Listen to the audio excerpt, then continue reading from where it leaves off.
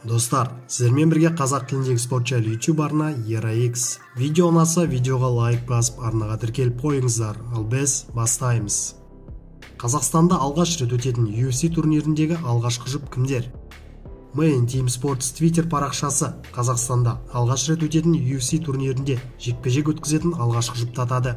Main Team ақпаратынша, ресейлік Хадис Ибрагимов пен грузиялық файтер Роман Долидзе арасындағы жекпе-жекті ұйымдастыру жайы қарастырылып жатыр. Хадис Ибрагимов Роман Долидзеге қарсы. Бұл Қазақстанда өтетін UFC турниріндегі бірінші кездесу. Қазақстанда UFC турнирі Нұр-Сұлтан қаласында 13 маусымға жоспарланған. Бұл жекпе-жек кешінде қазақстандық файтерлер Жалға Шымағұлов, Шавкат Рахмонов, Арман Оспанов, Сергей Морозовтар өнер көрсетеді деп күтілуде. Бұл турнирде ресейлік файтер негізгі жекпе-жекке шығуы мүмкін. Ресейлік Петр Ян UFC-дің жеңіл салмақтағы файтерлер рейтингіндегі көшбасшы Марлон Морриспен кездеседі. Бұл ақпаратты бұған дейін Петр Янмен жекпе-жек өткізгісі келген америкалық жеңіл салмақ бойынша екінші номерлі файтер Аljamain Sterling растады.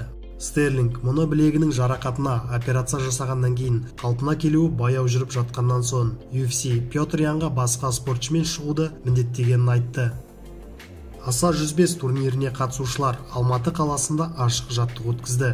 Басты жекпе-жектердің бірінде күш сынасатын Арман Оспанов пен Расул Мирзаев Алматыда бірінші рет көз түйістірді. Екі спортшы да бір-бірін жақсы қабылдап, спортта бастысы сыйластық екенін аңғарта түсті.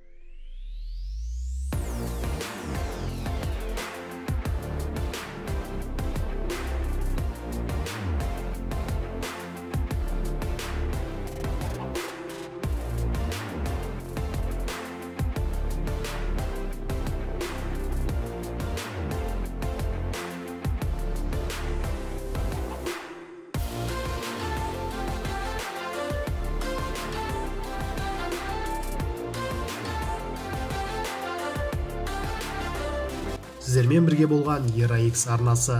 Келесі кездескенше.